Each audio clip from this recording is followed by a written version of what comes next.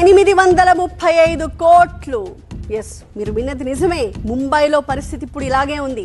హైదరాబాద్ నగరం మరో Mumbai కాబోతుందా? Real estate వ్యాపారం జోరుగా సాగే ముంబైలాగే హైదరాబాద్ కోకాపేట ప్రాంతంలో ఎకరం 100 కోట్ల రూపాయలకు పైగా పలికింది. నేను ఇప్పుడు హైదరాబాద్ నగరంలోనే అత్యంత ఖరీదైన భూమిలో ఉన్నాను. ఖరీదంటే అలా ఇలా కాదు, నేను నుంచున్న ఈ ప్రదేశం అక్షరాల 1 ఎకరం 177 కోట్ల రూపాయలకి ప్రభుత్వమే స్వయంగా అమ్మింది. ముంబైలో సామాన్యుడు ప్లాట్ కొనాలంటే కలలో కూడా కొనే పరిస్థితి లేదు. మొన్న కోకాపేటలో 100 కోట్ల ఎకరం.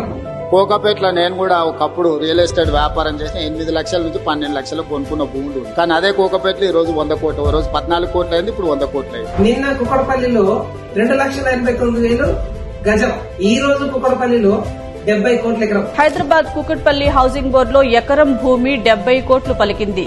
రేపు మీరున్న ఇంటి దగ్గర 50 కోట్ల ఎకరం. నెక్స్ట్ డే ఈ ఏరియా పనికి రాదు, డెవలప్ కాదు, ఇక్కడ ప్లాట్ కొనాల్సిన అవసరం లేదన్న దగ్గర 30 కోట్ల ఎకరం. కూకట్పల్లి ఎక్కడ? కూకట్పల్లి, అమీర్పేట్, ఈఎస్ఐ, ఎర్రగడ్డ మధ్యలో అడవి.